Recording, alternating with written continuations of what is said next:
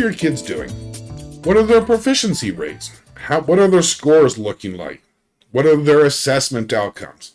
Well, generally when we talk about that, we say, well, I got 40% of my kids are proficient, hurrah, or whatever the case may be. But that's not really the best question. The best question is, how well are students responding to the instructional activities in the classrooms? Or all the things that we're doing to them and for them and with them, are they working or not? Are the kids making progress based on those experiences? So we are going to look at a little bit of data, gently, carefully, and try to answer that question and make some decisions that we can use as the educators. So let's start with the file of data. All right, what is it? It's initial and 9-week scores. And then I say a little bit about the assessment, which obviously you would change based on your assessments. A little bit about the file that I'm uploading. And then importantly, here's what I want to know. How many kids have moved up in their scores from one level to the next? How many moved up 2 levels? How many moved up 1 level? How many didn't move up at all? And did anybody go backwards? So let's answer that question first.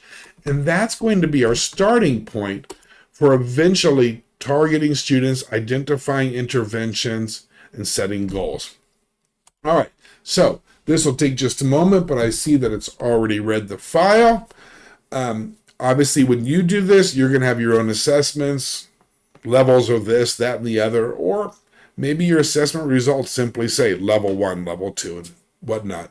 And the AIs can use that just as fine, just as well. All right, so kids who moved up 1, kids who moved up 2, 3 kids didn't make any, and a little table here. Now, this is a bit of a misnomer because we tend to celebrate those kids that made that big jump in growth and say, okay, but a lot of kids just made 1 level, let's keep pushing them. As we're going to find out when we dig a little more deeply, some cases, that is as much as we could ever expect from those kids. And we'll figure out why. All right, so that's a bunch of numbers, but something I want to turn in something. I want to put it in a report. I want to give it to my principal. I want to share it with the parents. I need a visual representation. And in this case, a histogram is going to work great. Basically, how many here, how many here, how many here. So let's get our AI to knock that out for us. Lickety split. How many jumped 2 levels, jumped 1, didn't change at all, and happily there won't be any who went back. So let's get our histogram. Then we're going to find where this could, if we're not careful, lead us into a trap as we are looking at our data. Come on, histogram. This should be an easy one right here. Bob needs coffee, apparently. Oh, there we go. All right. In the nick of time. All right, so there's my moved up 2, moved up 1, moved up 3. This is a nice visual representation. Tells the story of my data. Very nice. But, like I mentioned, there can be a trap. And here is where we're going to find it. So I want a bar graph. Pre-test levels, post-test levels. Okay, fine. Give me the student counts in there. But I want a trend line, a polynomial trend line, because it's that trend line that's really going to help represent the shift in student levels over time. Oh, that was fast. Hurrah. All right, so orange bars pre, blue bars post. Great, and we can just sort of visually see that there's been movement going up. But now look at our trend lines. The dark blue trend line is for the pretest, and you see it bottoms out at 0 at the highest level because there wasn't anybody there. But then the orange one in this case is our post placement, and we see that that has shifted over to the right. That's what's going to show us that overall there has been progress generally among students in the classroom. But we know we've got some kids that didn't make any progress. Now, I did mention in some cases, one level jump is the max. We cannot expect any more. You'll see we've got 4 kids there at the pretest who are at level 4. They can only go up to level 5. They cannot make more than a 1 level increase because there's no higher level. So when we say, gosh, a lot of kids just made 1 level, in some cases, that's the max. That's as far as they can go.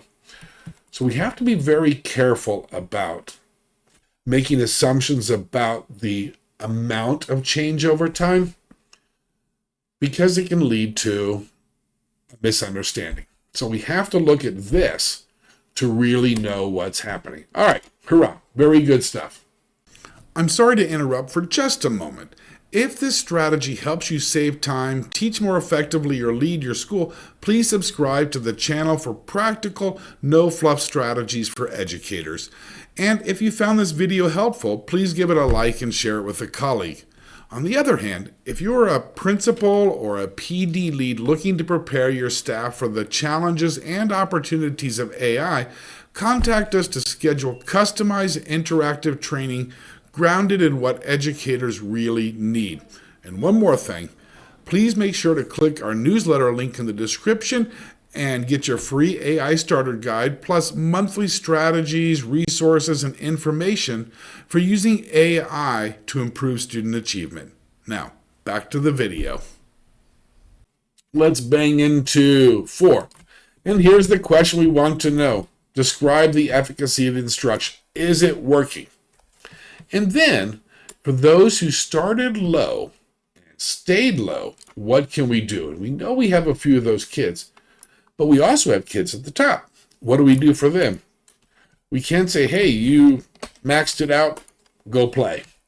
We need to do something, a next steps for them. So what might that be? And this is kind of a multi-part prompt here. What's the efficacy? What about the low kids? And what about the high kids? Because the ones in the middle are doing pretty well. All right. Been broadly effective. That's great. I'm happy to hear that. Students with no or low, here are some things that we can do for them. Students who reach level 5, here's some stuff that we can do for them. Overall, demonstrating positive impact, etc., etc. So, some good understanding of what all those data mean and what we can do with them. And that then brings us to the last one. What percentage of students are at level 4 or greater? And I'm going to just do this. I'll tell you the answer. We'll cheat. The answer is 53%. All right. So while that's coming up with 53, what do we want to know? Well, 53%, pretty good. Let's bump it up for the next 9 weeks. Let's say 75% in level 4 or greater. How many kids are we talking about? And which kids are the most likely candidates? And the reason why we ask this is simple. The kids who are low and stayed low, we need to do something very specific for them. The kids at the top, they're doing great. They're already at the highest level. But when we think about what is our core instruction, it's that group in the middle. Who do we need to adapt our core instruction to? It's those kids, that group, that's going to push us up to level 4 and help us achieve our goal. So that becomes our base instruction.